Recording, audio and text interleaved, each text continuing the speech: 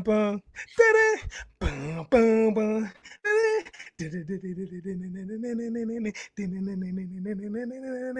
Cobra, Cobra, Cobra, Cobra. Dun, dun, dun. Woo! Yeah, that's what I'm talking about. Dom, hey, guys, we're doing the thing.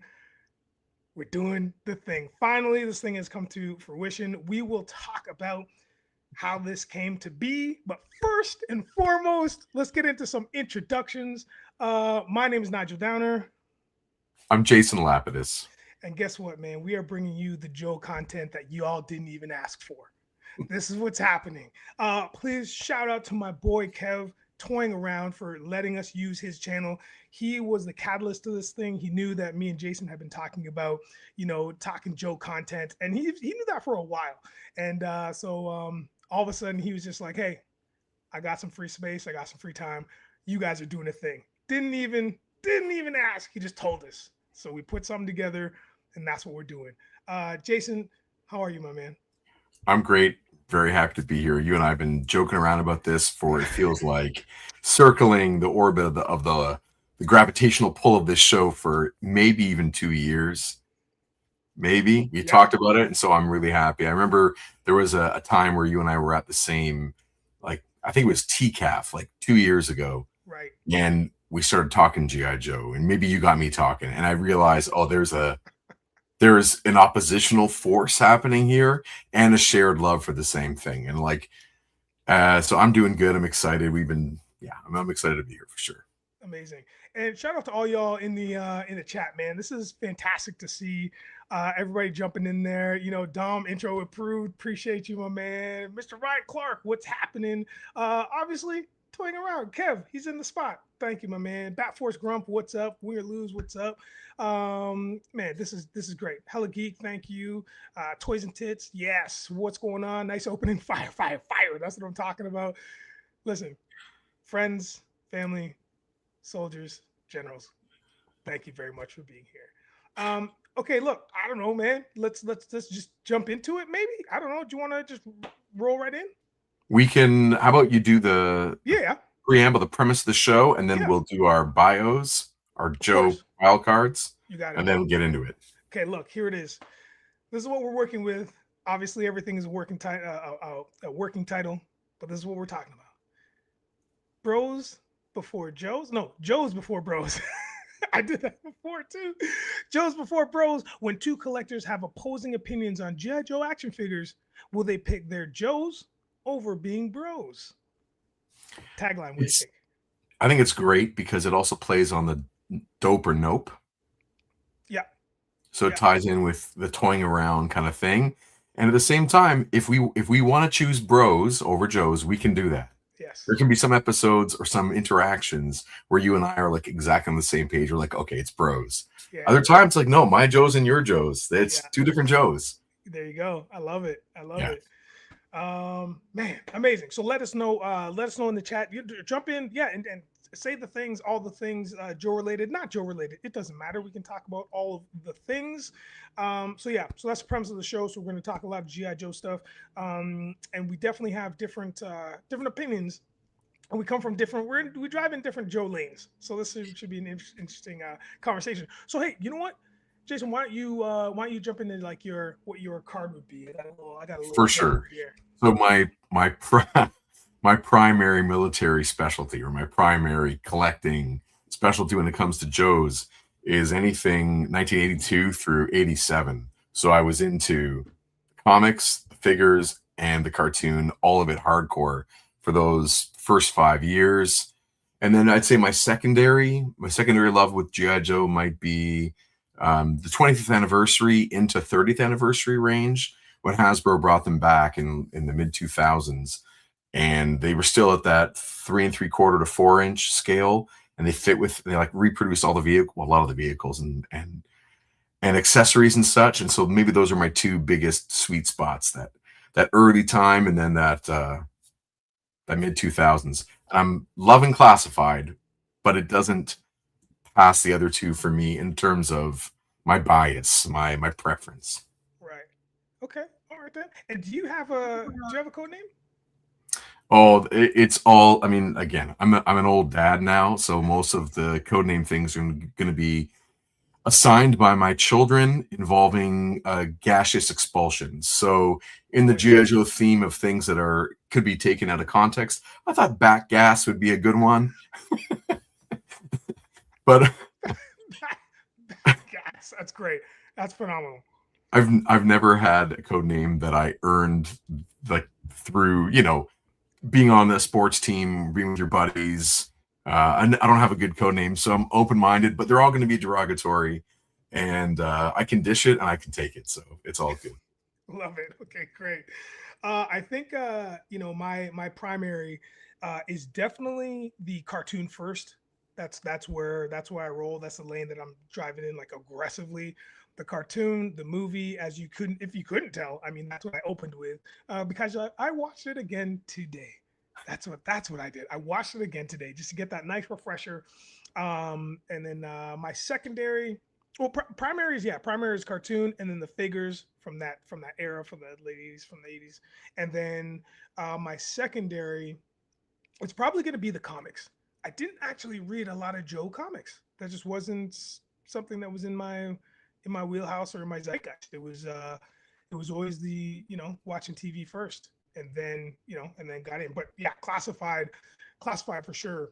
Yeah, see that classified for sure is in in in there as well as one of my primaries, I would say. So It's that's a phenomenal. I mean, yeah, it's classified is so good. It's like the lead figure line that I'm chasing these days. yeah, So I'm not. I don't mean to diminish it at all, but if I was to talk about even like classified does not influence my love of the old things. It's the old things that influence my love of classified. right. So the figures that I'm after, which leads to a lot of our talking points today, the figures that I'm after in classified are because of what happened between 82 and 87.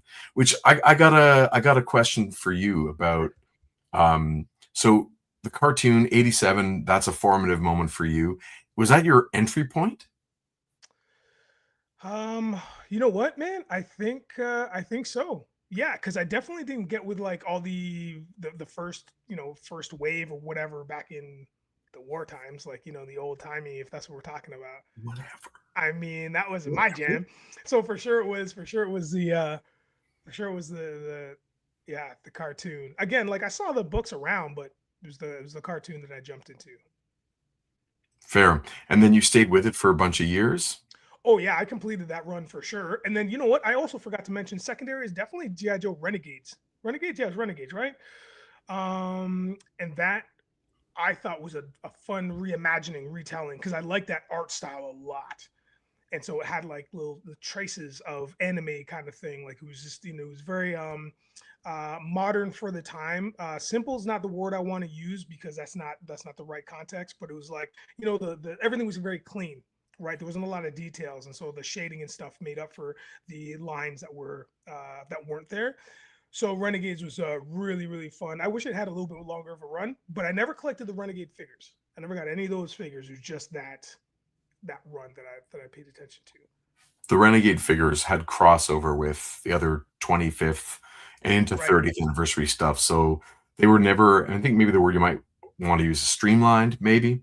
Mhm. They were never as streamlined as the animation was, but they were in scale and a little bit in style with a more realistic design as action figures, but they were taking cues from the show for sure. But it only ran like one season, like 12 episodes or something. Yeah. It wasn't a lot. But there you go. Yeah. That's cool. Um, I want to jump into the chat here because I see a bunch of people chiming in, which is amazing. Hey, listen, Bat Force Grump. Yeah, this is kind of like a hybrid of a toy show. So like where we have figures in hand, we have things that we are also going to talk about. So it's kind of like all things encompassing Joe's, and we're also really just kind of figuring this out, man, and just having fun and just like and rolling with it. So we don't really have any hard and fast rules so far. Right now, we're just like let's just talk it out and see what happens. So that's I think so that's that's what's going on. it's connected to like the history of what the IP is, right? It's a toy line that had a comic book writer come up with all the characters and had two adjoining media crossover things at the same time as the toys. So it was really hard to escape the overall or just to stay in one of the lanes as a kid. Mhm. You know, if you were watching the cartoon, you were aware of the toys. One of your friends or you or your family member, someone had those, and vice versa. If you just had the toy, someone you knew someone was watching the show. Yeah. So it all kind of meshed together in a kind of inescapable web attacking the nerd in definitely in me for Yeah. sure. It was funny, you know, as a kid, like there were again, I'm born in 75, so in 82 I'm 7. I'm just coming out of Star Wars, right? Return of the Jedi is Right. 83.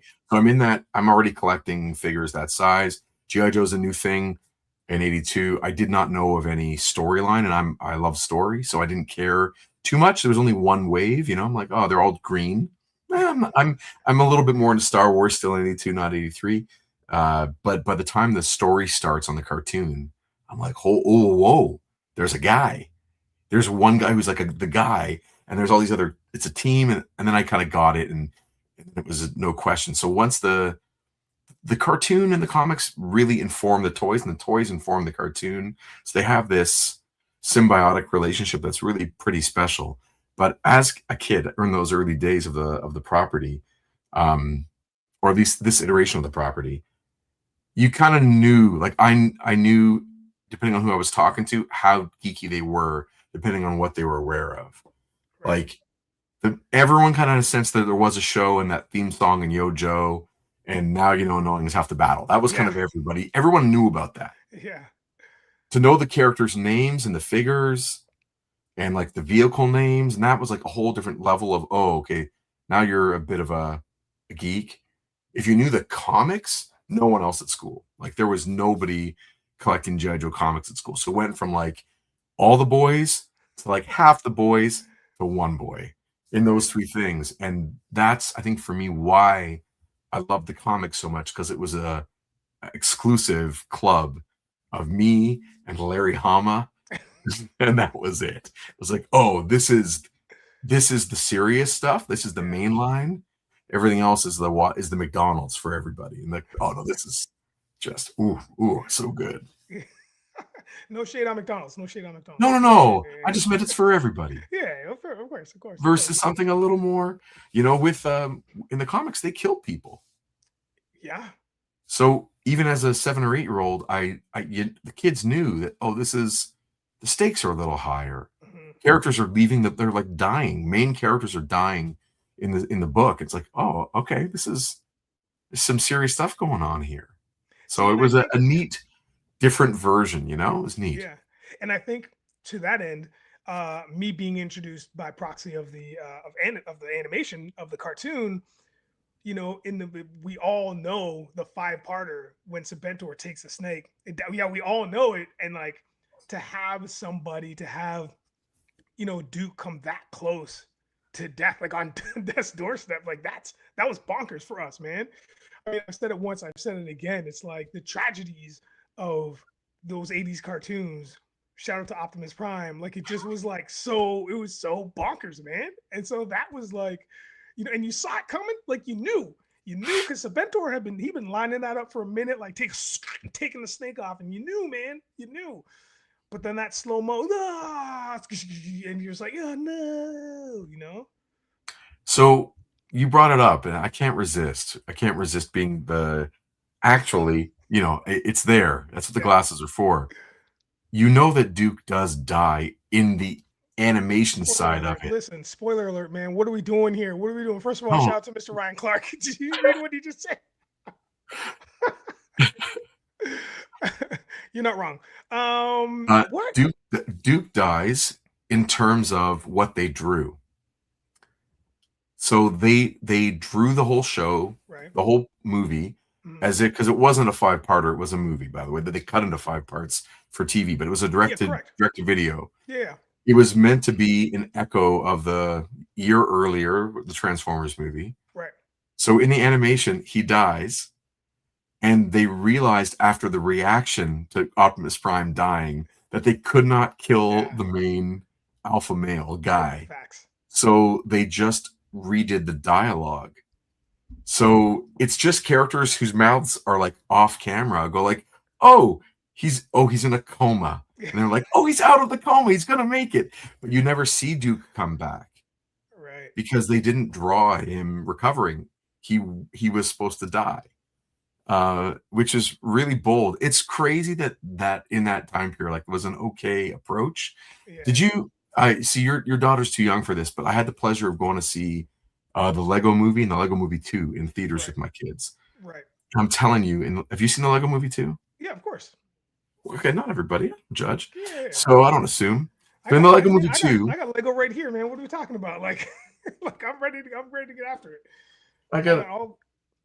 I got Lego here too. He's behind the Yeah. See. Joes. Yeah. Okay, Well, you don't have it on hand. so Continue. oh, dude, don't do that to me. In the Lego Movie 2, there's this moment, again, spoilers, where Maya Rudolph, the mom, is so frustrated with her children fighting, her son and her daughter fighting, that she says, if you guys can't agree, I'm putting the Lego away. And they keep fighting, so she packs the Lego into the giant tub.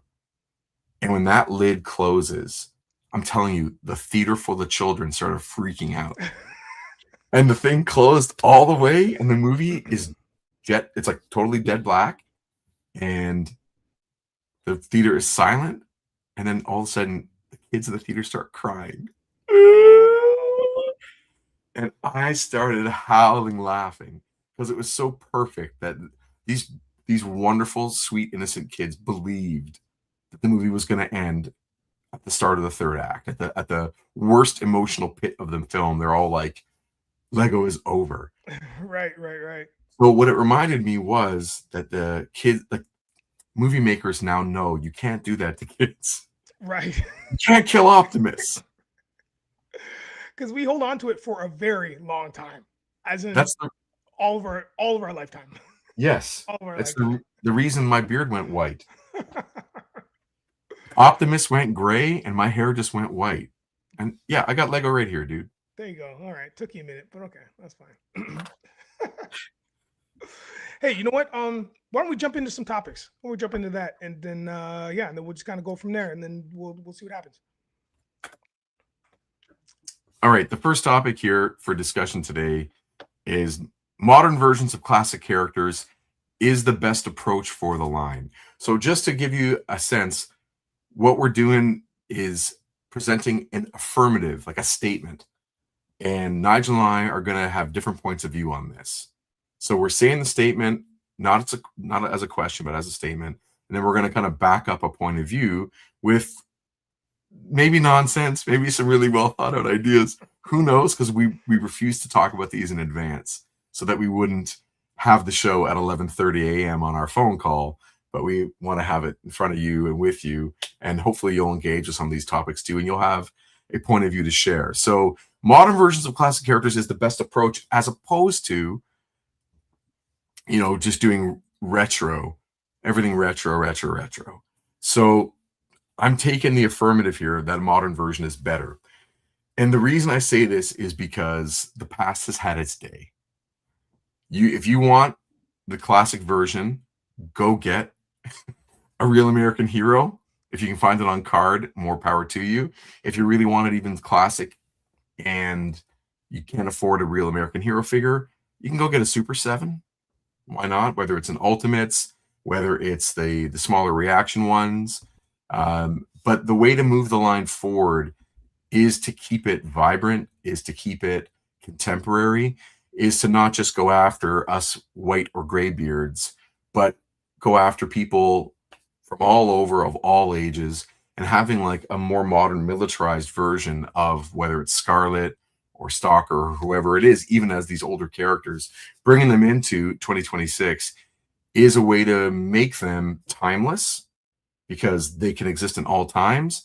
But it also is a way to keep it moving forward and make it relevant for the person who is of today, not just a nostalgia guy like me. Because truthfully, I'll be buying the ones that are modern style anyway.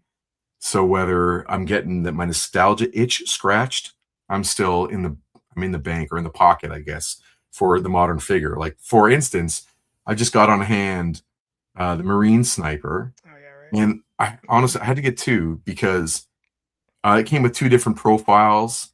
And this one to me is like, if Scarlet has her modern military gear on, she's got a red ponytail. I'm like, yeah, it's totally Scarlet as a sniper. and she has a wide range of skills, and she's one of the main characters. So I love the idea of having a modern version of her. And the other version I just consider Shooter. If you know do you know who Shooter is, Nigel? Yeah, I do. So I know they made a Night Force shooter, That's but I what I want have. a Yeah. shooter who's also with a sniper, a Marine sniper unit or whatever. Like I want a regular one of her that's not just in Night Force, which is a whole thing we'll get into next time we do. Like ideas are popping up for topics for next time. Okay. Sub teams. Right. That's Yeah. a Yeah. thing Yeah. to Yeah. talk about next time. Yeah. I'm not going to get into whether I dislike Night Force, Tiger Force, or any other nonsense. Okay. Save it. Save it. If there's a next one, save it because I'm about to So go into you about that one. Yeah. Yeah. modernized versions of Joe's is the way to keep the line vibrant moving forward. Great. I'm gonna slightly push back on that. Listen, I love the modernized stuff. What I didn't like was there was like wave one or wave two. Whenever we got Gung Ho and also Roadblock, those modernized ones were like they were too much. They're too much. I don't have them on hand. I should have my box of Joes with me. But when we get those classic versions, though, the classic ones, that's when I'm on board the most. They don't have to be a retro card. I mean, but they have to definitely have a window because we all saw what happens when we got a windowless, package for our figures. But give me those classic Joes, man. We need to update, sure, some of the weapons or maybe even just a little bit of the look, but that you cannot go wrong with that gung ho, with that teal and that green, or even you ready for this one? I don't know what the right title will be called. What's the one where like he's the Navy SEALs version of him, like when he's in his suit though, like in his like formal wear? What Easy. happened? Firstly, he's a Marine. Show Marine. respect. So, okay. Oh boy. Here we go. His dress blues. Dress. Okay, great. So yeah, okay, the dress blues. So that's what I love. I love that. I think those are sick, man. If they come up with one of those figures, I'm getting them for sure. So I'm not pushing back completely. I'm pushing back just slightly, just ever so slightly, like a gentle nudge. You know what I mean? Gentle nudge. So you like them where they evoke the original figure, but they're modernized? Yeah. A little, yeah. Lifeline, that works for me. That works for me. When I watched the when I watched the movie today, he's always just like carrying his pack with him, like he's just running down the hall with his. But yeah, it's the best. It was really funny. And also to your point, I mean, I'm with you. I know you got that sniper, and of course, who would I be if I didn't get if I didn't get that green shirt, if I didn't get that classic green shirt? You know what I mean? Like, you gotta get this brother out here. And of course, I bought two. Well, I actually bought three because they're going to be great in the background of shots, man. They're going to be great in the background of shots. And this is a modernized version of the green shirt, which I love. This is the kind of thing I'm talking about because he's got the double strap instead of like the one. He's got the holsters on the side. Yeah, man, give me this guy. We're getting some requests for your mic to come up. The mic volume. Yes, Oh, please. maybe it's me. Maybe I need to. Okay, cool. We can do that. At the same time, if it doesn't work easy, we can always bring mine down. No. Check. Wait, hold on. There we go. Okay, that's hotter. Is that hotter? Is that hotter right there? Is that hot? Hopefully, we'll get some feedback in the positive way in the chat, and we'll be able to make any more changes to that. Yeah, I think that there is something to be said for finding sort of like modern sculpts of their costumes, like how their clothing should go, and modern weapons, but that evoke something from the past. Right. That seems to be, as I see in the chat, Bad Wolf Media is, I think, talking in that direction where they've found that middle ground between not trying to go, future tech, Right. and they're not trying to necessarily just go retro card. It's something kind of, what if this was coming out today? And Right. I got to admit, secretly, yeah, that's where I'm at too. I like. You could probably get me 3 times if you do all 3 versions. Like if you give me a complete recreation of an original one, I'm like, Right. yep. If you give me here's how they would be today, I'm like, here's my money. And here's a sci-fi version, I'm like, yeah, I kind of want to see that too. Right. So I'm in bad shape when it comes to, if they market correctly, yeah, they're gonna get me. Yeah, someone's asking where Kevin is. Yeah, Kevin got fired because he doesn't have enough breadth when it comes to the important toy lines. He's just too limited in his thinking. He's just got no Joe in him, and we all know that like Joe just beats the rest. It's the best toy line out there. So if Kevin's not on with Joe, I mean, what's he doing? He should be called. The show could be called "Toying Around with an Asterisk." Like that's true. Have a little disclaimer everything somewhere else. Kevin, I hope you and your family are doing well wherever in the world you might be. So I see you're in the chat. Kevin definitely has some Joe in him. It just barely had Joe in him. Did you watch his review of Budo? Oh yeah, I did. Yes, I did. Yeah. There's something. Okay. We can get him. We can get him. All right.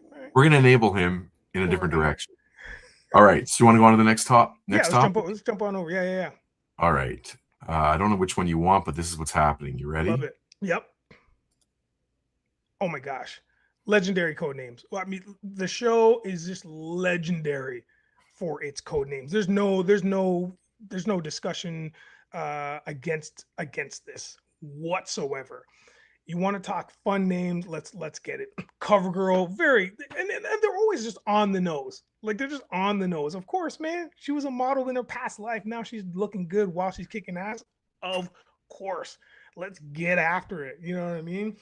I love that kind of stuff. Dial tone. Somebody mentioned dial tone in the chat. Yo, my guy is all about dialing in and using that modem. Like the guy can do all the things. Like, yeah, man, let's go. Those guys are my bet. Roadblock. Listen, can't get past him. The guy's right there. He's right in your way. You can't get past him. I think the code names are absolutely legendary and classic, and they must have been so much fun to come up with because I'm not sure if the characters come first or the names come first. Either or, man. Just like you can have your time. Either or, I think you just go back and forth. And like my boy, I'm gonna do this real quick because I've been waiting and I can't wait any longer. I got we know what we're talking about here. Yeah, kids. You seen it. Yep. You seen it. You know this, man. Big Lob. Guy does all the commentary for every single move that he's gonna make. And on top of that, man, he's a grenade specialist. Come on. What are we doing? What are we even doing? Go ahead, Jay. What are we doing? You can't bring that guy on a silent mission, can you? Not even remotely. So when it comes to the code names, you reference the show, assuming that the show is where the names come from. I gotta say, not entirely, but continue. With the exception of Big Lob and a few other characters, sure. Larry Hama, the writer of the comics, is the one who's working for Hasbro creating characters. Yes. So he's coming up with their names, their real names, their file cards, and their personalities. And the show is taking what they want to take and going with what they want. I mean, those of us who have read the comics and watched the original series, so a Real American Hero, the discrepancy between how characters are portrayed is wonderful. It's very clearly two different continuities, which is great. So much fun. And it's also two different focuses. So characters in the cartoon that got so much attention, Shipwreck. Shipwreck was on every mission. Shipwreck's great. What a great name. Shipwreck's great. He's wonderful. Yeah. Roadblock appropriately was the focus of so much. Whether it's the season where Flint is involved in Lady J, or whether it's, Beachhead and Leatherneck and Wetsuit on every mission.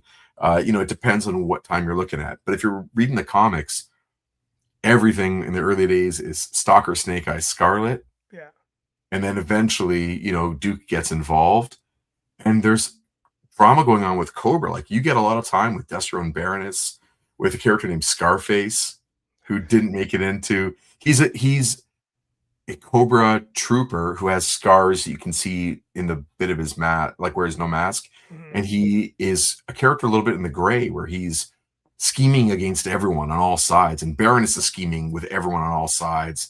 And obviously Storm Shadow takes over. And there's a huge Ripcord arc, like a really great, like 15-issue Ripcord arc that'll just make him your favorite character in that time period.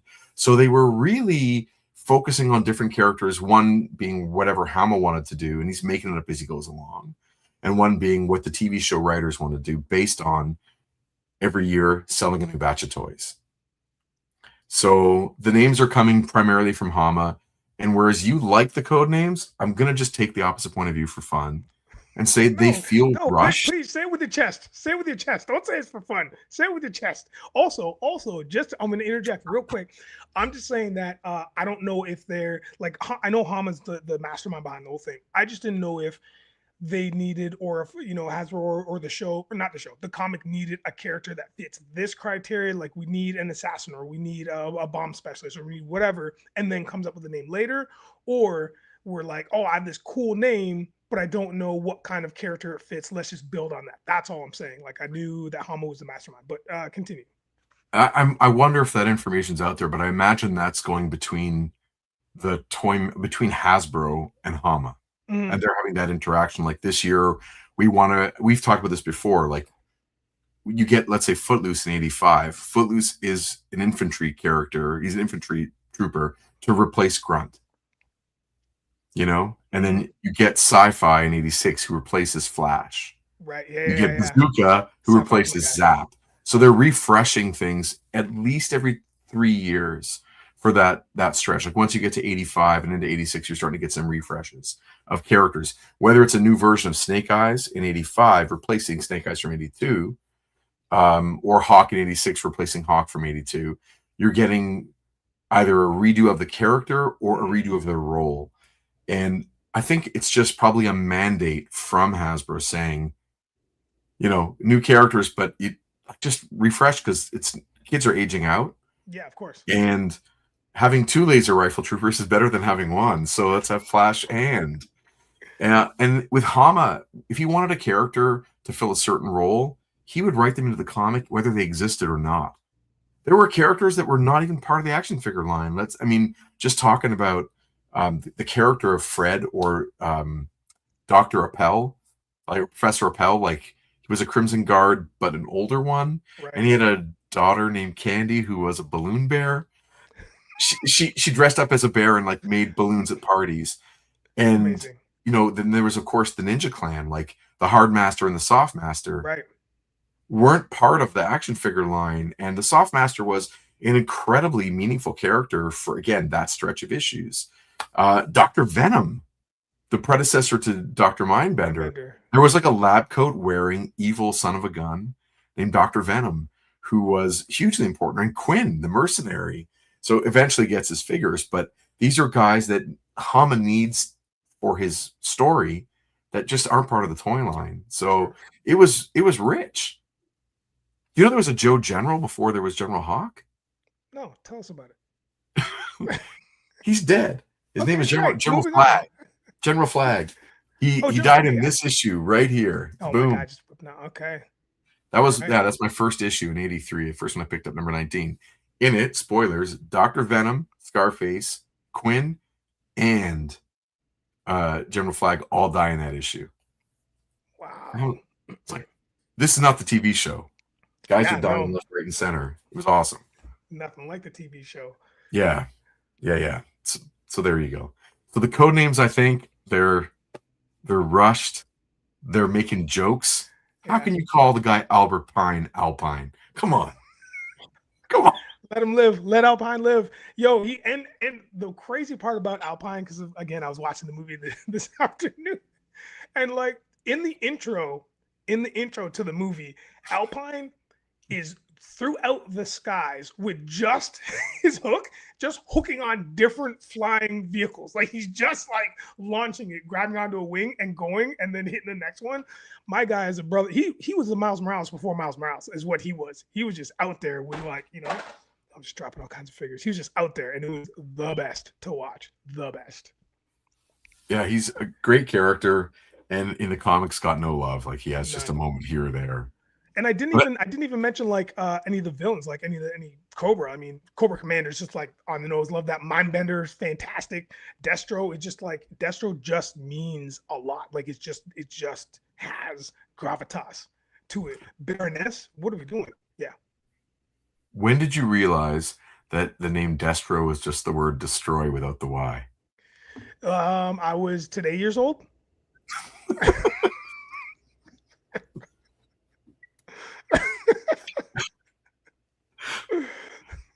Do you know who? I mean, do you remember the episode where Baroness is smooching with him and she Yep. calls him Destromio? Yeah, I do. Even at that age, I was like, wait, what? Aw. Oh, when's this episode over? Huh? I also like the characters in the cartoon that weren't in the comic, whether it's you know, like civilian type characters, like the analog for Geraldo Rivera, whatever his name was. Oh yeah, yeah, yeah. Oh my goodness. Now that was because he wasn't in the Cold Slither episode, right? He was in the because he was the yeah. I'm gonna hey listen. I didn't want to bring that out just yet, but we're gonna talk about them. We're gonna talk about them at some point. We're gonna listen, Jason, man up. we're we're gonna talk about them because what I went through to get that pack.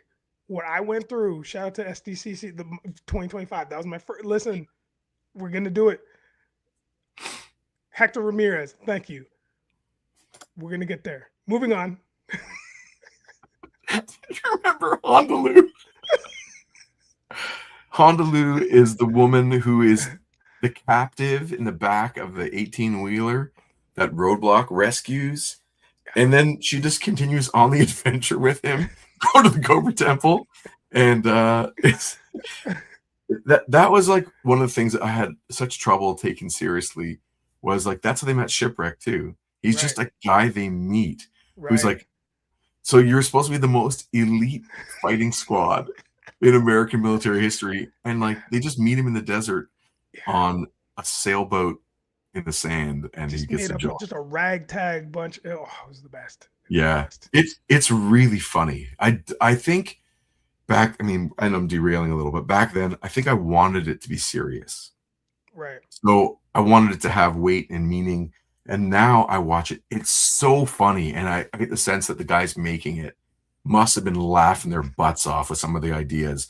Cold Slither is so funny. Yo, The Ryan, song stayed in my head for 40 years. yo, put up I st- Ryan's right? Ryan's comment. If you talk about Cold Slither, you have to talk about the parrot and the wolf. The concert of reggae music. Is that why I liked Cold Slither so much? It's the reggae hits. No, the this example, the parrot and the wolf dancing are during the Pyramid of Darkness Yeah, I remember. Yeah, when so it's different than Cold Slither and like Shipwreck and Snake Eyes are undercover yeah. with what's the blonde lady's name? Oh, I can't remember. Who they join her I remember band. her though. Yeah, And Snake Eyes, who in the comic at the same time in 85 is like the most badass ninja commando. They show him in Vietnam, the Vietnam War. Like he's such a badass character.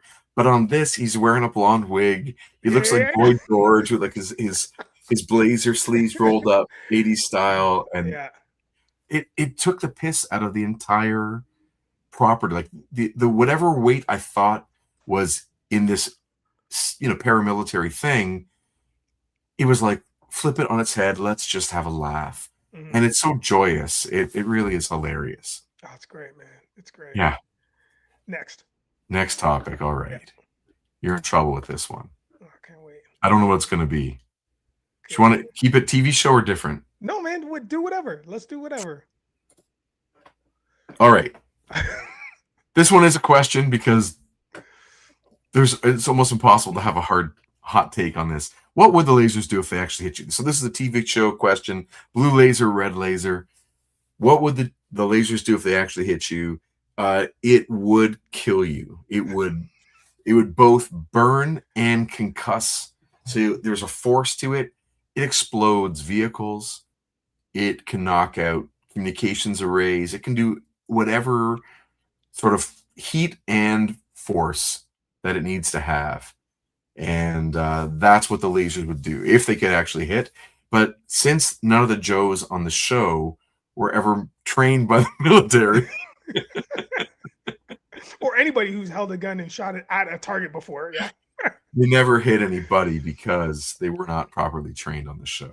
Yeah. They hit lots of, you know what? They hit lots of vehicles and they hit lots of like other weapons. Obviously, if they hit anybody, it would just be a searing of just like maybe it would just cut the sleeve of your shirt or maybe the pant leg, but it would never go full penetration into the leg or into the arm or to the body. And if it did, you know, it's probably hot enough that it would just kind of solderize. Is not the word? It would just kind of go through, and I don't even know if you'd really. It's like, you know what? It'd be like a lightsaber. You know, when we see and go, you know, it'd be like a lightsaber, so it would just like leave a hole, and you might live, depending on where you get shot. But it could be messy. Could be messy. What do you think's hotter, the red laser or the blue laser? I think blue. Ryan says that it's like the Star Wars blasters, and I think it's Oh yeah, good one. impossible. I think it's impossible to dissect the G.I. Joe cartoon without having Star Wars as its predecessor. Sure. Like the nature of that show. How many times did a Cobra Temple look just like? Um, uh, Please come on, the name's just escaping me. A Yavin 4.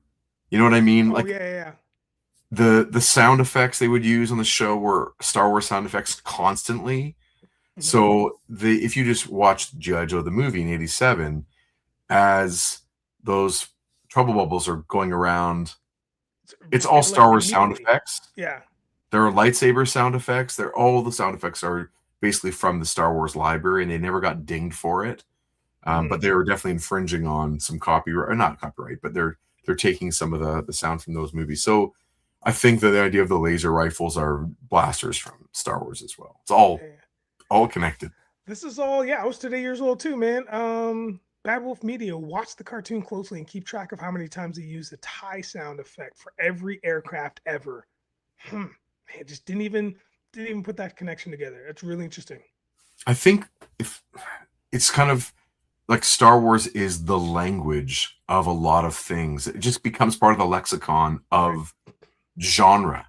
So, the same way that in Indiana Jones or Star Wars, like punching sound effect Mhm. is just the sound of what a punch it should sound like in a movie. It's the correct thing. Everyone's aiming for that. So yeah, the Star Wars sound is just perfect for everything, and I think it's the template for most of it. So to me the lasers are the blasters. What I'm more curious about is like why did they pick Snowjob's rifle as the generic Joe rifle? Right. Yeah. How'd that happen? Yeah. You have Snowjob handy? I don't. I mean, I could run and grab him, but I No, no, got no. I the just thought you were reaching for him. no, I got the green shirt, and he's got the rifle, and it's literally the same, right? Like, I mean, it's the for the most part, that's what we're talking about here, right? Yeah, It's like that's yeah. it's just fascinating that that's just the default for some reason.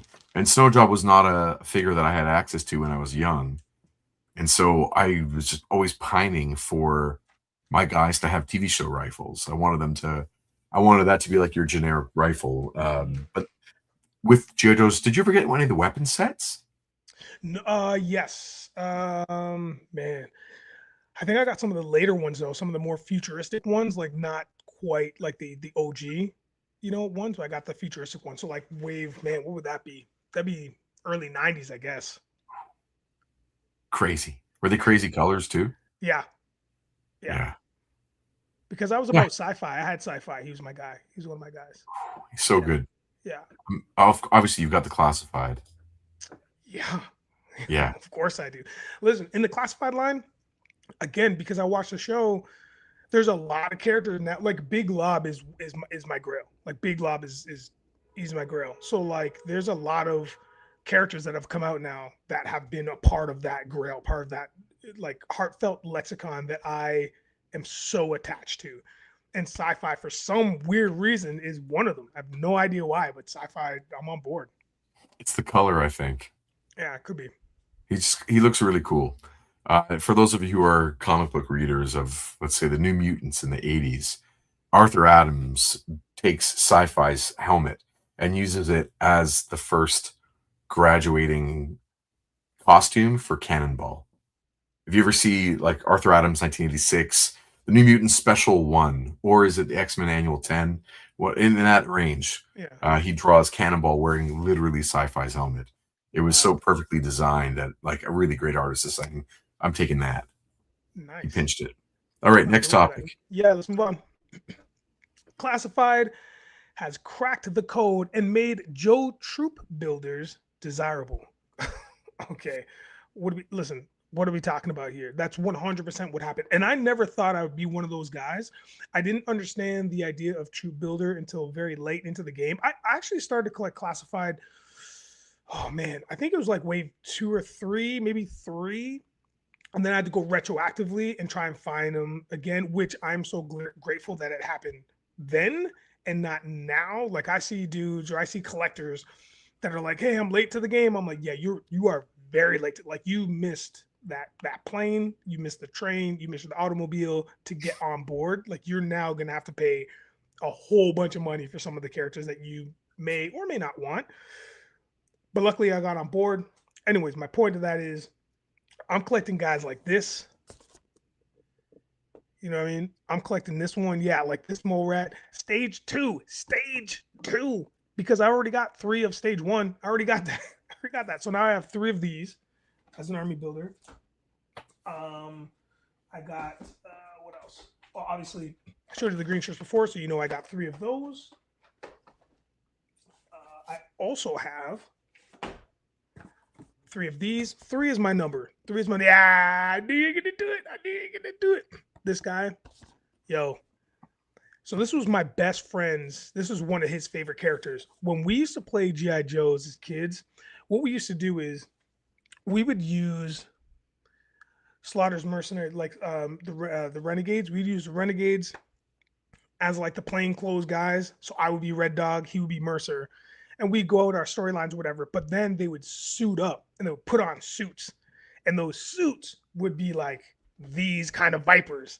So my boy had Mercer wearing one of these Night Viper suits, and I had Red Dog as like turning into like hit and run or just doing whatever. So like that's how we played, and it was just like the best. But that Night Viper, you got to get after it. It's bonkers. But I digress because the latest troop builder that you see your boy getting, or I should say got, it's this right here. Yep. I did it. Cobra. La la la la la la la la la la la la la. I did it. Got 3 of them. I shouldn't be giving out numbers of how many I got because there might be people out there that are like, yo, man, I couldn't get one. Yeah, I'm stoked. I'm stoked. Haven't opened them up yet, as you can see, but I'm stoked. So I think they have. I think Classified has cracked the code, making great figures. They haven't even made them generic enough. They've just made them enough so when you stand them together, when you pose them with the rest of the crew, they've taken on more of a life than just being a one-off figure. There's something about all the Viper lines, all of them, all of the Viper lines, where you can get at least two, because they look that good, especially when you have them, in all your action shots or just like standing beside. Yes, splurge on 2 Ghost Vipers. Yes, exactly, man. Like it's just some of these figures look so good in duplicates that you gotta jump on board. So yeah, I don't know what it is. I don't know how they did it, but they 100% cracked the code. Jason. I'm going to take an opposing point of view, but not in the way that you might think. I'm going to focus on the Joe in the word Joe. So the Joe troop builders, which have never needed to be the building blocks of the line. Mm-hmm. So if you were played as a kid with GI Joes, with the old Real American Hero line, if you were lucky enough to get more than one Cobra character, like more than one trooper, officer, Viper, Crimson Guard, whatever it was really special to have a couple of those guys, because then you could have quick kick, like take out 3, and Right. it was so cool to be able to play that way, as opposed to having to keep like bringing him back to life every time. Yeah. Quick kick goes down a new hallway or goes through past a new bush in at the park when you're playing with him in the grass. Like, Yeah. same Cobra Troopers coming back. Okay, that's cool. I think the Cobra Troop Builder, truthfully, is a given. Mm-hmm. Like the fact that they're so beautiful and there's things you can change, modify, make each one a little bit unique, perfect, great. To me, that's not that impressive. I think Star Wars already kind of gave them you stormtroopers or even Yeah. your, some of the rebel troopers. But what to me is extra cool with the Joe line, with Hasbro's new classified, is that they've made characters that are on the Joe side who are troop builders Right. cool. And that's really hard to do considering all the Joes are unique characters for the most part. You got your green shirts, right? That slang term we use for the characters that wear green that are just Joe Generica. They're like the battle support you could have as soldiers who can get killed or whatever. But the police officer, firefighter, pilot, paratrooper, marine sniper, Yeah, I like those. Yeah. divers. I'm sure there's some more I haven't even thought of yet. Oh, there's a desert fatigued guy who I think maybe one of the first ones. Yeah. These like deluxe figures that sometimes have in a multiple profiles, a few customizable features. Like they have to me become so much better than they needed to be that when I see those, I'm jonesing to have those figures as sometimes new outfits for existing characters. Like Yeah. again, I'm not actually sitting on the floor anymore and playing Joe. I wish I could. I wish I had the time and space for that. But Lifeline cannot go into battle like this. He cannot. So if there's a character with some, you know, modern green battle gear, I might pop that head off, take a couple articles from his outfit, and put it on a green or whatever environmental suit is best. I might make like a desert lifeline. Right. And so if there was a desert trooper, I'm gonna like get a bunch of them because I want to have versions where characters that don't normally have that kind of clothing get a chance to participate in the action on the floor while I'm setting up my battle scenes, which I wish I was doing. But I always would love that idea that we have all these bodies. So you talked about earlier the um, gung ho in his dress blues. Mm-hmm. So now imagine a pack Mm-hmm. of army Mm-hmm. with how many heads? Mm-hmm. Imagine a navy, Mm-hmm. marines, and an air force all in their Mm-hmm. dress. And then what about versions of them just in like the t-shirt and their pants, like the fatigues, just like on base, not ready for battle, like those sort of stripped down. I don't mean anything, other than just not dressed up for battle in their Yeah. unique gear. But when they're running drills, like when they're running information on the base, whatever it is, but you get one of those bucks, you do it with a bunch of different skin colors and maybe one or two different builds, especially if you have their formal gear or the formal wear. Man, I'd be getting a whole row of Joes in salute wearing Yeah. their army dress gear, like in back when in issue 22, they attend the funeral of General Flag, and you got to see all the Joes in their formal gear at this, at a military cemetery, and it was just so cool to me to think of them again in like different outfits. Growing up on Star Wars, you get all these different. You get Luke as a pilot, Luke as a farm Right. boy, Right. and you get Luke in his they call it Bespin, but it's whatever's under his flight suit, and you get him in his winter stuff on Hoth. You get him as a Jedi. You get him as a rebel trooper on, Yeah. like, each time. It's so cool to have the Barbie of it all, the dress up is part of the fun, and having a troop generica in whatever gear.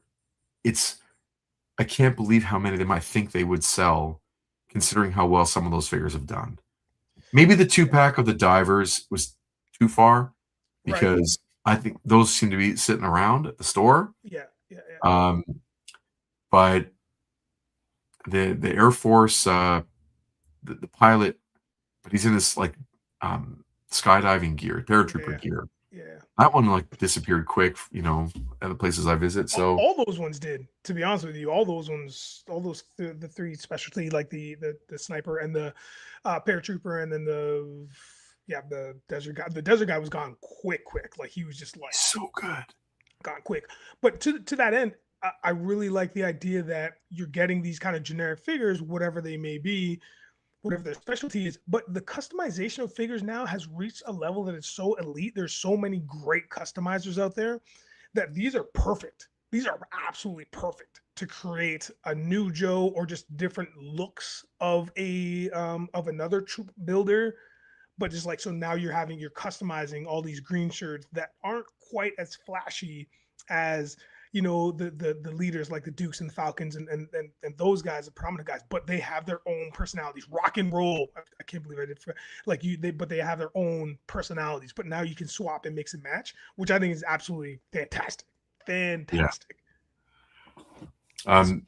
In the chat, someone's saying, "Isn't that Sarge?" Meaning like the tank top. Yeah, but he's on a buck. Like his build is he's huge. Yeah. He matches like Bazooka and Gung Ho, but I'm assuming you say Sarge, you mean Sergeant Slaughter.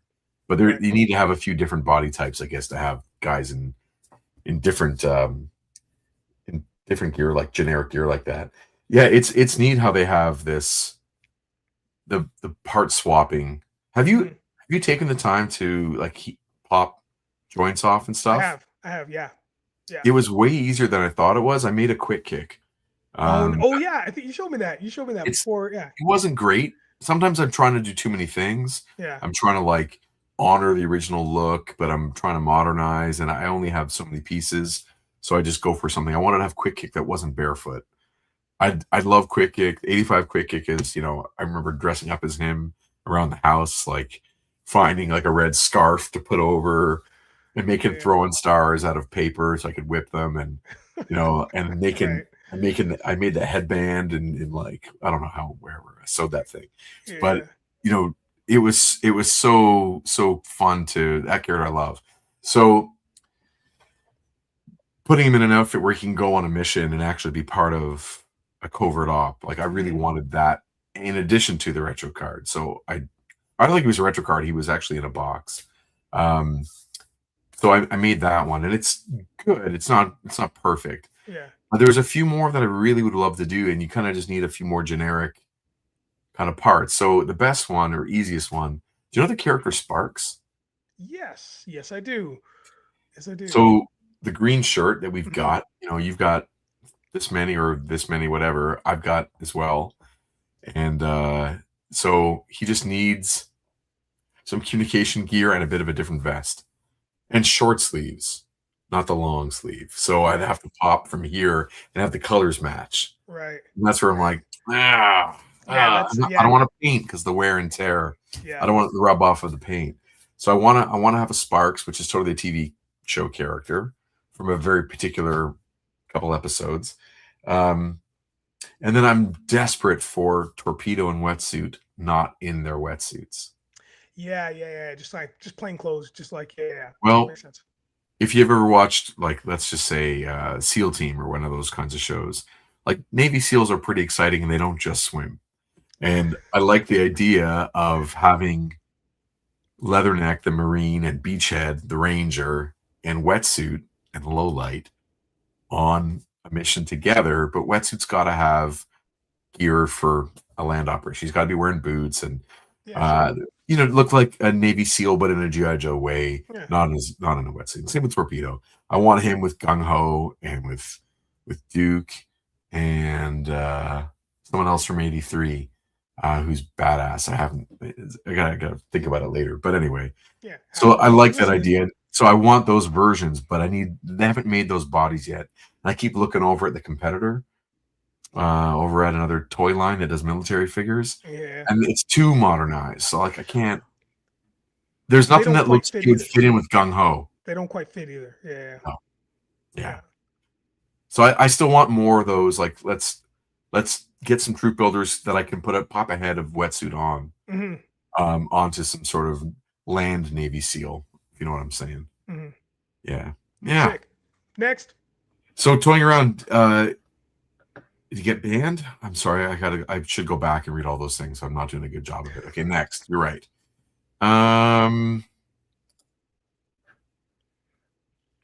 G.I. Joe didn't lean into Americana as much as it could have. Yeah, in the idea that it felt like, as Canadians, I mean, secret reveal, you and I are both. both Shout Canadians. out us. Yeah. It never felt like it wasn't for us. Right. You know, the principles of the show, you know, fighting terrorism and keeping people safe always felt like, even though it was a real American hero, it always felt like the good guys Yeah. in a good way. And when they did something that felt really Americana, it was more regional. Like they're going to go visit a dude ranch in Texas, and like Wild Bill gets to be the lead of that episode, or they're hitting certain big American sites. But they traveled the world a lot too, right? So it definitely could have been a way more jingoistic, way more politically charged in a mild way, but Yeah. it felt like it was more good versus evil as opposed to political Yeah. Shout out to Toy Rensu. He's like, you guys are Canadian? I'm out of here.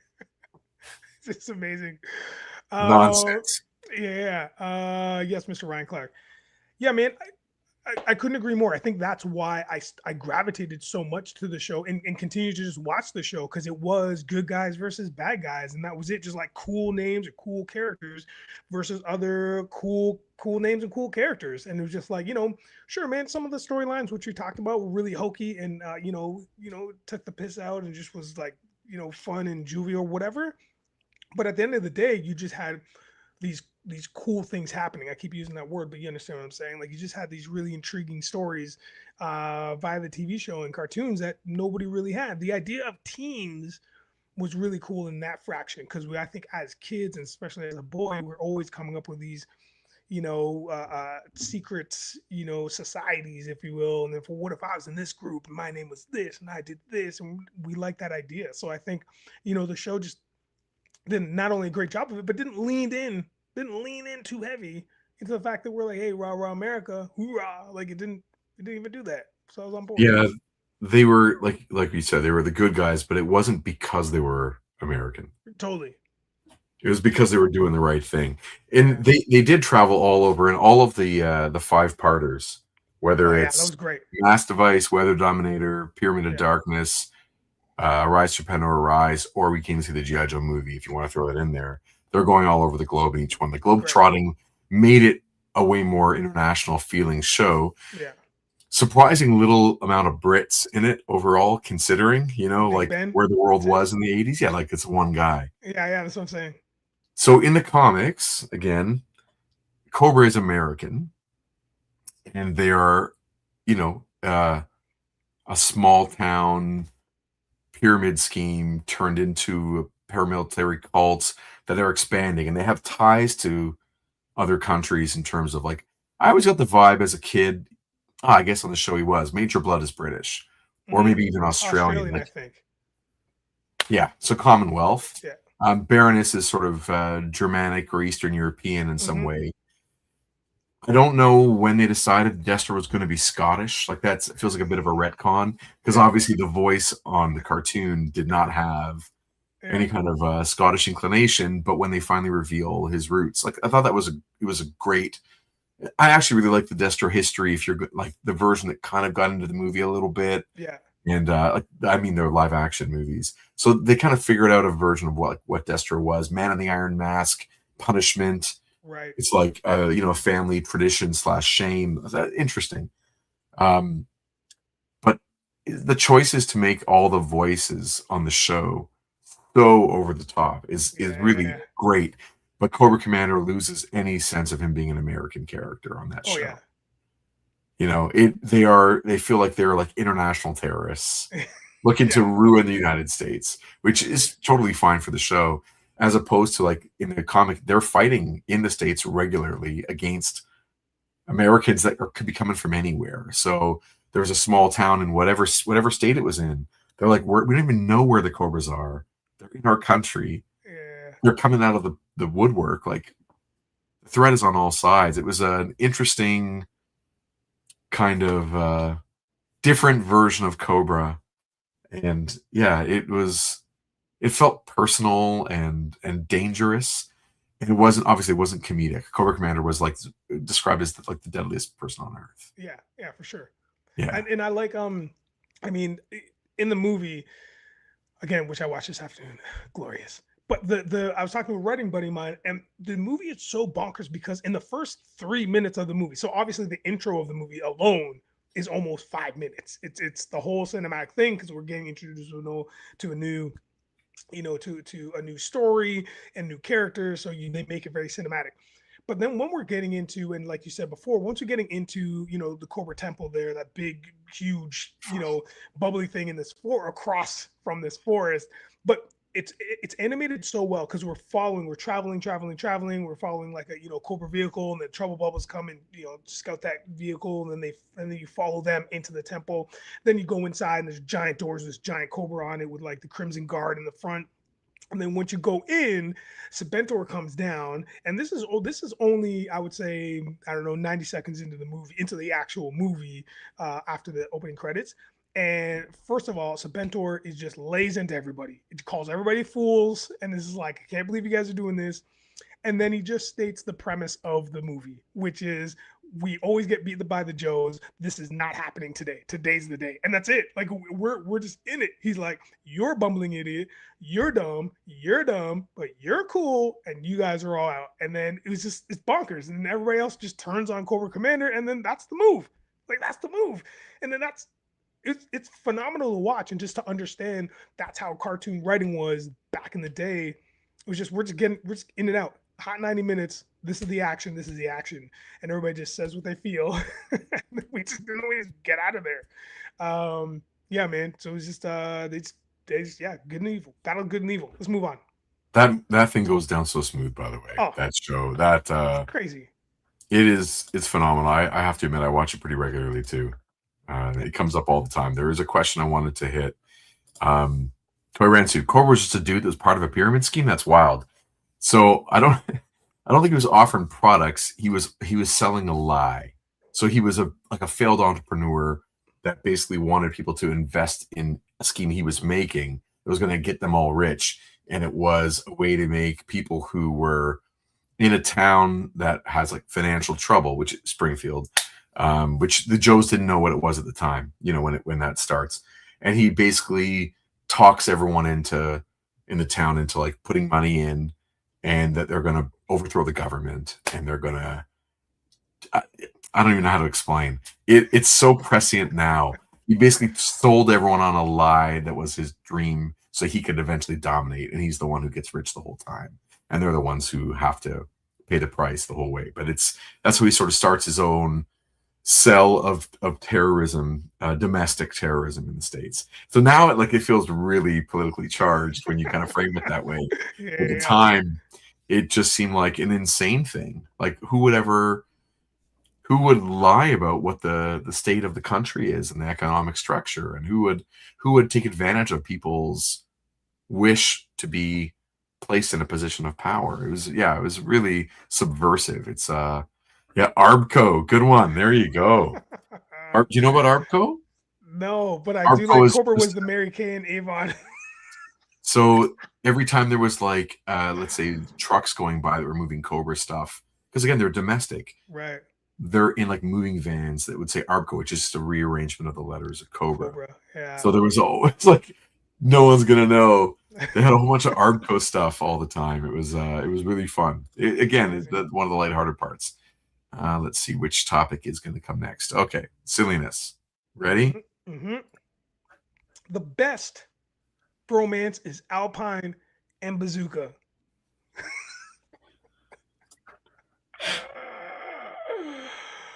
Prove me wrong.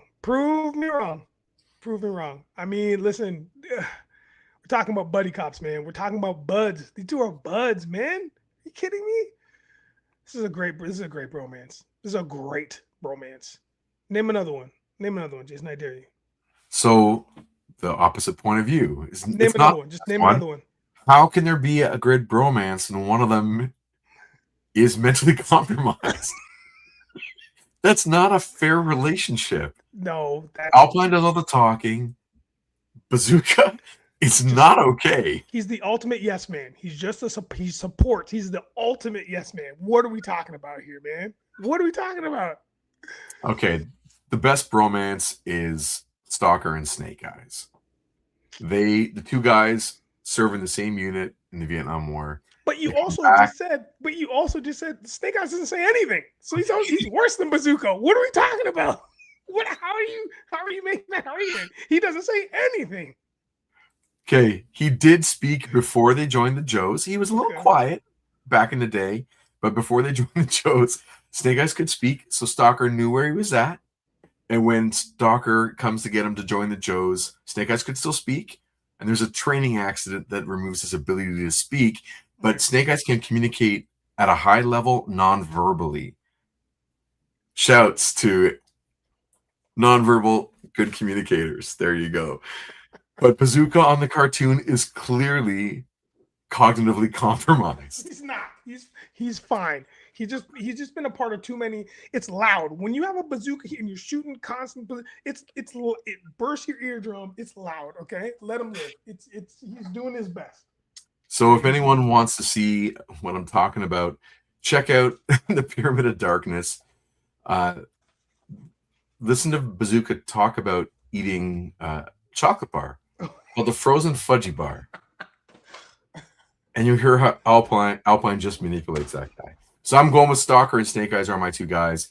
They are this way. They're up on my shelf right there. You can see Timber the Wolf is there, and Snake Eyes and Stalker, and Big Lob is there too. But those are my two guys who are the best bromance. There's a good one. The Odd Couple of Leatherneck and Wetsuit. Yeah, they really love to fight each other, and they hate each other, and they would probably kick anyone's ass who tried to hurt the other. Like if you ever watch the episode called Ninja Holiday, which was a favorite of mine when I was a kid. So yeah, Alpine and Bazooka was hilarious. I love how he calls them Bazook. They were so funny. It was just like that was a comedic. They were the R2D2 C3PO, on that show where every time they're on, it's just giggles. Yeah. And Quick Kick tried to get in and make it a trio. That only lasted like one episode. And then Quick Kick get out. I made a lot of noise and contorted my body just for this, just to shout out Scotty Quippen. Yes, for sure. We're talking about Big Lob and Tunnel Rat. We're talking about these two right here. After they finished the very first trial with Beachhead, and then Tunnel Rat just jumps onto Big Lob. I mean, I'm gonna recreate that. Not right now, but I'm gonna recreate that. So shout out to Quippen. You win. Let's move on. It's a great scene. Great scene. Dom brings up that there was in the IDW comic a really great reimagining with Chuckles. Yeah, there was this one. Do you ever read that storyline where he goes undercover? I think was the series. Was it? It wasn't. I don't remember the name of it. But basically, the idea was that he goes undercover to get within Cobra to figure out like what Cobra is. And he goes so far in that he has to like commit murders and participate in some atrocities.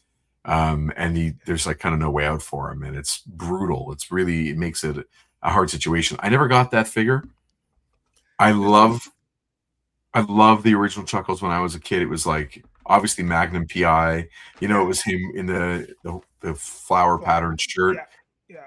But I want something that goes one way or the other. So I need him in if he's going undercover, he can't be wearing combat boots. Like he's got to. So I don't know. I needed to move one way or the other. But sure. Anyway. That was my first. I mean, that was my first SDCC exclusive because he was when he came out, that was something special. That was something special right there. Can you predict? What do you think the next version of Chuckles we're going to get? Because he'll hit. Like we'll get him in the main line eventually, but do you think they'll do a movie color scheme like the white shirt with the blue pants with the pink flowers? We'll get that version. Probably. I don't think they're going to do anything kind of too crazy with him. I mean, what else is there? Just that inverse of the shirt, right? Like, I mean, just the white shirt. I mean, there's got to be something different. You can't just come up with another character that's pretty much the same, but just a different flower shirt. I mean, you could, but to play around with this, I mean, just to spitball, you could have him go undercover, so you could have a Chuckles head in maybe like a troop builder or a Cobra mercenary of some sorts with like maybe some customizable like pieces, so you can make them a little more Chuckles or a little more like another Cobra figure. Like I don't know. I mean, he wouldn't be a Viper. Like if we're pretending Chuckles goes undercover Sure, in Cobra, sure. is he going in with? Is he going in as a unique character like Firefly, or is he Right. going in to blend in with a bunch of He Crimson Guard? he'd blend in for sure. He'd go. I was thinking Crimson Guard as well. That's what I was thinking So initially. then you'd make a Crimson Guard with a removable Yeah, helmet or a change out head to have a Chuckles head too. yeah. And maybe you have some gear that is a little bit Slightly unique. different. Yeah, So you have like imposter Chuckles, you yeah, know? yeah. They did make a figure like this in the 20th anniversary line. They made Flint as a Cobra Trooper. Right. And so he was like short sleeve. So it was the sleeves rolled up as Yeah. opposed to the full. And it had like the Flint head with the beret. So you kind of have, you could change him out if you wanted to have other Cobra heads on that. But it was that fun idea because Mutt and him go undercover as Cobra Right. Troopers in the Weather Dominator series. Right. When they meet Shipwreck, that's when they meet him at that Cobra bar in the middle of the desert. Just keep Because coming back to Shipwreck in the desert, bro. Just keeps coming it's back to. he's quintessential. He's quintessential. Yeah, What else is quintessential? Next one. let me get this thing off there. Yeah, Okay. yeah. I'm just looking to figure out. We'll try this one. Before you read that, Scotty Quippen's like, if Chuckles is like Magnum PI Dale / Dale from Rescue Rangers, great show. Is there a Joe equivalent of Indy / Chip? Right. So those who didn't catch on to that, this is like there's layers to this, right? Tom Selleck is the original casting of Indiana Jones Yeah. before he couldn't do it because he couldn't get out of his contract for Magnum PI, the great TV drama, investigator drama in the 80s. So when you look at Chip and Dale Rescue Rangers, is that what it was called? Yeah. One guy is clearly dressed as Indiana Jones. The other guy is clearly dressed as Magnum PI. And it's just such a funny, like, what? How'd that happen? Yeah. So is there an Indiana Jones in G.I. Joe? So we're talking about a person who has the archaeology thing, the adventurer thing. Of the original 5-6 years, I mean, Tunnel Rat has that thing about going into spaces. Yeah, but see, nobody has full. Like we can grasp on to like, Dusty as well, just in terms of like, being out in the desert adventure but it's nobody goes full. Nobody goes full Yeah. Indy. You know what I mean? No. Chuckles goes full Magnum PI. Like he goes Sure. full Dale. But nobody goes full. No, Indiana Jones is like a one-man G.I. Joe. Yeah. All right. He's like Joe Colton G.I. Joe. He's like he's the one doll, and he just goes on all the adventures. Yeah, that's fun. Yeah, and here Bad Wolf Media is saying the same thing. Oh, so since someone brought up Joe Colton, including me, I brought one. This is the fun part swapping. So do you remember Joe Colton was in G.I. Joe Retaliation? Yeah. Do you remember who he was played by? No. Bruce Willis. Remember? Oh, I did see the thumbnail today, but I didn't even like. I stuck that Bruce Willis head on just a regular like. Oh, nice. Military body. So in my head canon, Joe Colton is still involved, but he doesn't do missions. He just like oversees the base and the training. Right. Yeah. And Hawk is in charge of the operations. Yeah. They kind of have a bit of a buddy system. There you go. Nice. Silliness. So G.I. Joe is in the pantheon of all-time greatest cartoons. And here are some reasons why. There's the silly reasons, like the incredible voice performances that are so memorable that we to this day are still pulling out of our memories and repeating their lines, doing impressions of them, whether it be Destro, Cobra Commander, Shipwreck, Roadblock. These incredible, like, idiosyncratic performances and highly stylized characters, or whether it's something as simple as talking about the character designs, like the really outrageous stuff, the mixing of like sci-fi and fantasy and military, all with bright colors, all for children, or whether we're talking about the incredible music. Opening theme song, yes. Opening theme song to the movie, even better. But then all the interstitial music, like if there's action happening, whether there's like the downtime at the base before they get the mission briefing, whatever the scene is, there's GI Joe music to go along with it that you hum in your head. And I adore that music stuff. And you and I both have listened to Word Burglar. Yeah. And yeah, my record is down the hall. And he put out a full album of GI Joe music. Yeah.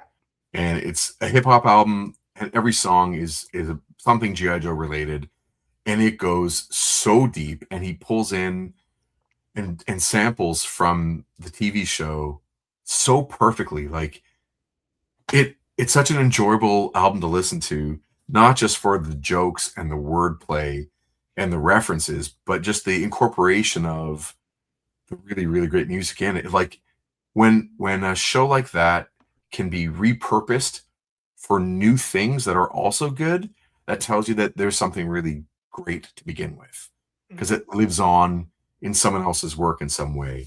I can't say enough about those episodes. Are insane. The show is hilarious. It's entertaining. And if I had to go back and watch one cartoon from childhood, it is number one for me, for sure. There's no doubt in my mind that it stays here. It's in the top 3, if not number 1. It's just the cartoon for all the reasons that you said. So there's not even like any kind of pushback or backlash or anything that I could say that's opposite of you. Pushback? Nope, not even remotely. And you know, before I forget, on the Word Burglar tip, shout out to my boy Sean. The first track that he dropped from that album, I was there on set. So I was an on-set photographer. So I was taking all the photos, and then I got to meet this gentleman, lovely gentleman. I cannot remember his name, but I believe he's from like the Windsor, maybe Listowel kind of area. And he curated and he did a mashup of all these, like he customized all these O-ring Joes that, you know, that Word Burglar mentions in the song. So he made them. And so like, and then they set up a whole base with the actual base, and then sand, and then action scenes and whatever. It was bonkers, and I couldn't be happier. To your point about the music, 100%. You hear some of these musics and you hear some of the music, and you know exactly what is happening in the show.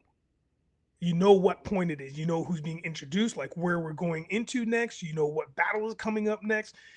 And that kind of storytelling is so great to inform the viewer. Oh my gosh, this is that Cobra Commander showing up, or like, oh, this is it. The Dreadnoks are in town, or whatever the thing is. And it's the best. Yes, 1984. Thank you very much. Thank you very much. Yes, that is the Word Burglar track we're talking about. 1984. Look it up on the YouTubes. It's absolutely amazing.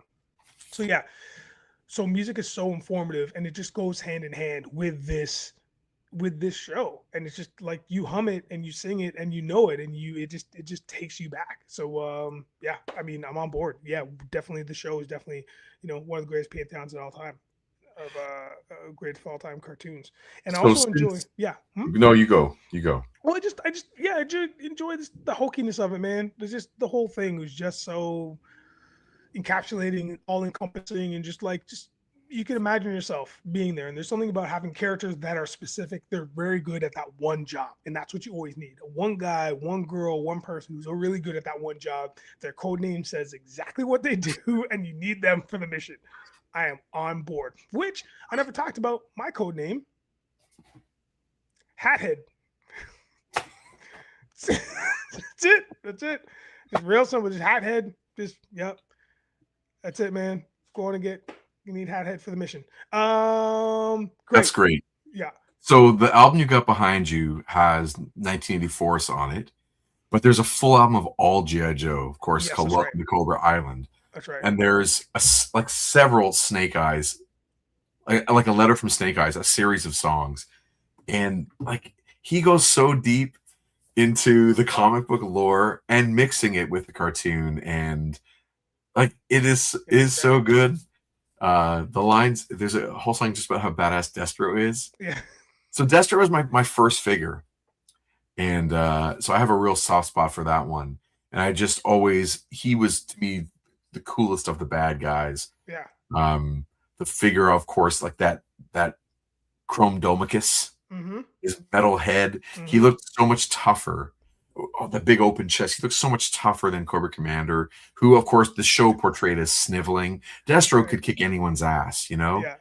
And so that idea that in that line, he drops this one line and in the song, that Destro is the only man to ever have Zorana and the Baroness. Right. And it's like, it's just, it's really, it's great. It's a It's really, great. I highly recommend everyone give multiple listens to Word Burglar, and particularly Welcome to Cobra Island. Yeah. It just goes down real easy. There was a comment in the chat I liked about from Bad Wolf Media about the show being iconic and nostalgic for like the 80s and for us, but the question is, I guess, taking and paraphrasing, will it mean anything to anyone outside Right. of our generation? And that's a really meaningful question, and maybe it won't. So it's all-time greatest cartoons. That was the statement, and the idea is like, here's another reason why maybe it's not that way. It's that where like Looney Tunes, will be something that has Sure. multiple generations, or let's say even back when we were kids, the Flintstones had already gone through Sure. 3 generations. Simpsons will definitely, it's after, we'll go many, many, many generations. Whatever show you want to name, GI Joe might just be just for us and anyone like in our echo, our direct echo, like children, friends of, etc. Yeah. Yeah. But maybe the toy line is the way to get people to go back and watch it. It is insane. A shout out to Scotty Quippen. Once again, gave me the code name Dome Piece or Lid Flip. Lid Flip is great. That's amazing, Scotty. I'm using that, bro. Thank you very much.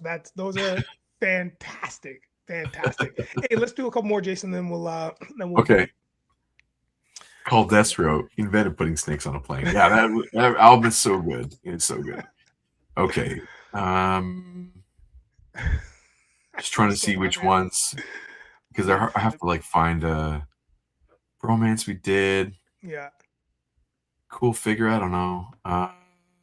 Goat, I think, is one we got right now. The lasers we did. We did that one. Troop builders. G.I. Joe the movie. Did we talk about this one? Water cooler talk for kids of the 80s. No, we kind of just got into it just there at the end of that. Because it is water cooler talk. Yeah. I will say, to now contradict, it felt we were aging out in 88. So it comes out 87. I'm 12. So a lot of the kids had moved on to other things. Nintendo was just around the corner, or was actually, I think, already out for a lot of kids I was hanging around. And most of my friends were like past GI Joe, except for maybe one or two.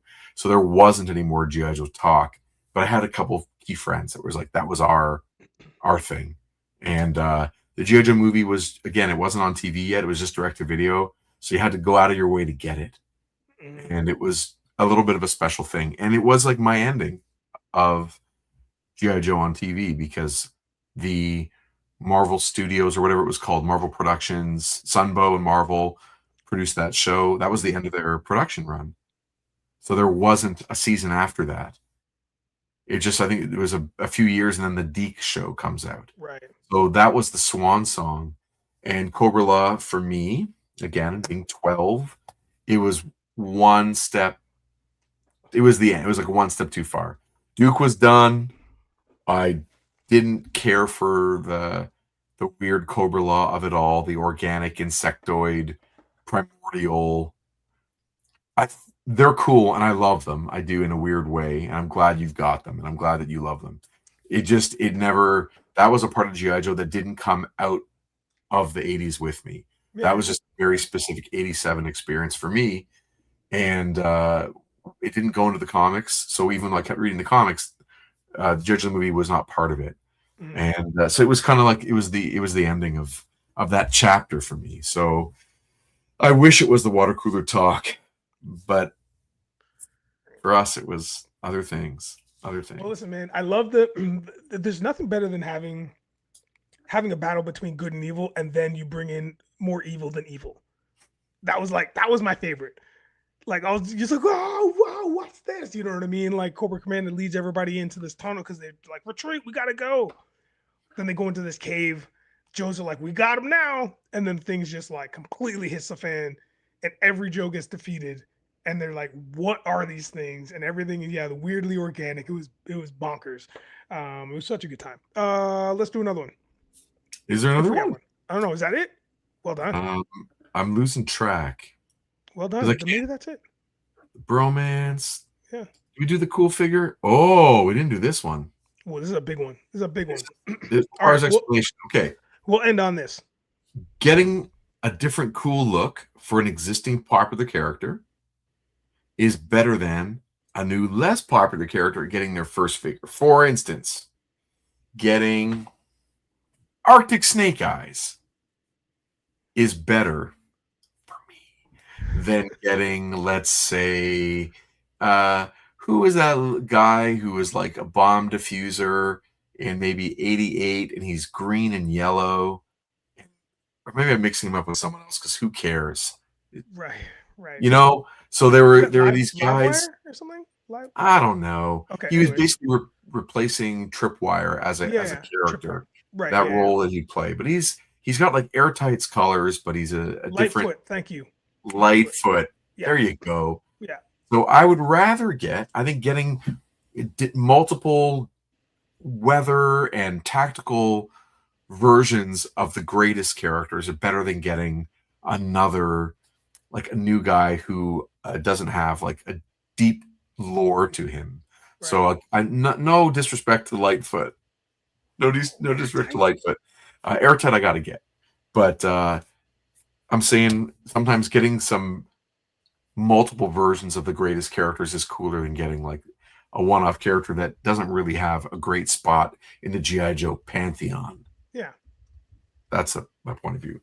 Well, I mean, it's almost like the whole like how many Wolverines is too many Wolverines, or how many Batman is too many Batman. Like there's constant, there's so many.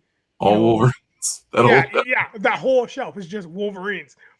So I mean, I get it, and I love that we have all these Snake Eyes. I went through my my Joes the other day, and I forgot that there was the Desert Snake Eyes that came out pretty early too. Yeah, pretty early. And then all of a sudden, there's like there's probably like 5 or 6 of them by this point.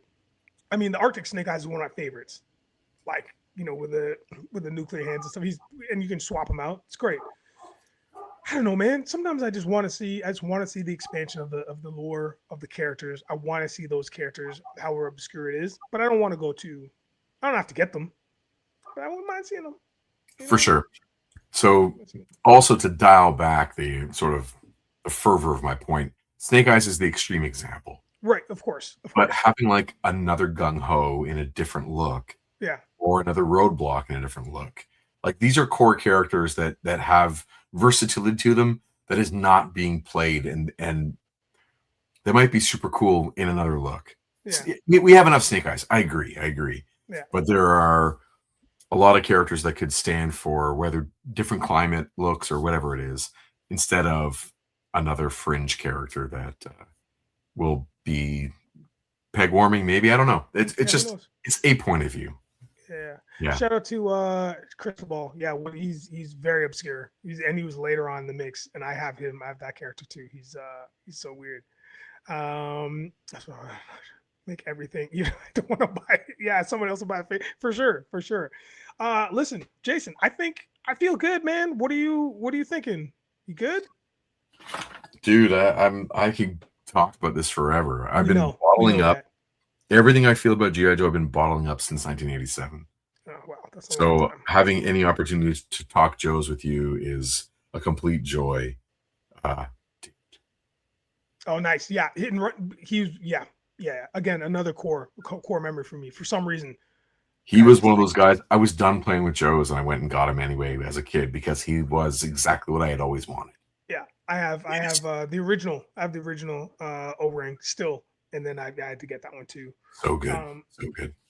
Yeah, man. We can obviously call it with pleasure. Yeah, there's so many other things to talk about. But listen, friends, family, toy collectors, thank you so much for being here with us on the first episode of Joe's Before Bros. We had a fantastic time here. I hope you did too. Thank you so much for chiming in too, man, and getting in on the conversations, man. That was so much fun. Jason, anything you want to plug? So much. Too much. Firstly, I've got a Uh-huh. YouTube show I do with my buddy Chris every Tuesday nights. We do a live stream where we read the X-Men comics from the Chris Claremont run. We read them live, perform all the voices. Nigel's been on a couple times. Uh, You got to come on again, of course. We're up to next week's episode is going to be 265. Gambit will be the week after that. He's joining the team, or at least joining the series. The show is called Previously in X-Men, and we're reading that classic 15-year run, one episode or one issue a week, to sort of pull out of it all the things that Claremont did that were so amazing that they made it into every other form of X-Men media. It is the time period of X-Men that informs everything else that's ever happened. So you can watch that on our Group of Seven Comics YouTube channel on Tuesday nights at 9. As well, you can head to Group of Seven Comics.ca, our website, and pick up copies of our comic books. I will be at Toronto Comic Con next weekend yeah, with books, with original art, I got with both. sticker sets, with all sorts of stuff, doing commissions for people. So that should be a ton of fun. Of course, you can follow me on Instagram at Jason Lapidus Art. And hopefully you and I get to do this again. There is so much G.I. Joe stuff to mine. It'd be a nice seasonal or who knows what. Yeah, But keep giving Kevin a hard time about it, and I we will. will come back with some hot takes and to hear, of course, what you all have to say too. So should be a ton Yeah, of fun. man. What about you, Nigel? Yeah, well, like I said before, there's no hard and fast rules tonight, so we were just trying to play and just see what happens and see where the discussion went. So it was everything I could have imagined, to be honest with you, for a first run. So thank you for that, Jason, and thank you for that chat. Yeah, if you want to follow me on IG, it's Nigel underscore Downer, DOWNER, just like my name on the window there. And also, man, I just want to, show you a couple. Actually, I'm just gonna show you this one book, just because you brought up a comic. I just, just a class. Yeah, just a thing. Yeah, but listen, this is a nice little reprint, but one of my faves. Yes, he's It's a upstairs really saying, good reprint. It's on newsprint too. yeah. And Steve Lealoha, the artist of that issue, is going to be at Toronto Comic Con. There you go. So guess what? Guess who's getting this bad boy signed? Why not? And also, you can catch me on Ghosts, plural Ghosts on CBS. You know what I mean? Just if you got any one of those streaming agents, go check it out. I'm one of the basement ghosts. Shocking that I play a ghost on Ghost. And also, I'm just around, man. Just hit me up, and I got a hat Instagram. Oh, we didn't even talk about that. Yo, Nigel's Cap Corner. We'll do that real quick. I'm a huge, huge hat fan. I have a ton of hats that I need to post. You can find those at Exclusive, but you know what? You find it on my own on my IG because I don't want to spell it for you. You can find it on my IG. It's there. But this one here, shout out to the Minnesota Twins. But more importantly, this here is the Sinners colorway. This is smoke and stacked on the side. This is the Sinners colorway. I'm wearing this specifically for the upcoming award show, also known as the Oscars. A shout out to my boy Ryan Coogler, Michael B. Jordan. I hope. Fingers crossed for the whole cast, everybody that worked on that film. I don't know them personally. I just want to make that shout out. Hey, man, on behalf of Jason, on behalf of myself, once again, thank you, Kevin.